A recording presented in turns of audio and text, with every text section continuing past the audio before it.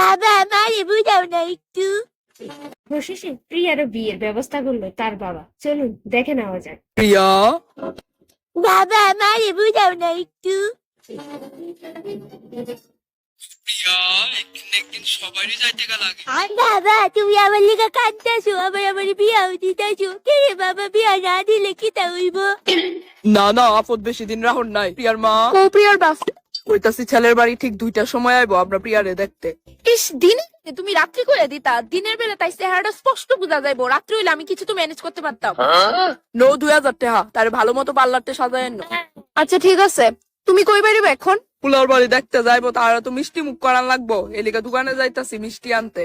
এখন যাওয়ান লাগতো না, 2টা বাজতে অনেক দেরি আছে। এখন তোমার চা বানাই দিতেছি, চা খাও। আচ্ছা যাও, বানাও তুইলে। না।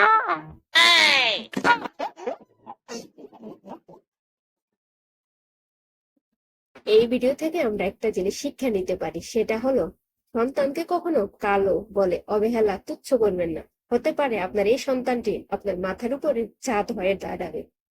সন্তান যেমনই হোক না কেন, তাকে দেখে শুনে যোগ্য পাত্র দেখে বিয়ে দিন, বিয়ে করান, সেটাই বেটার।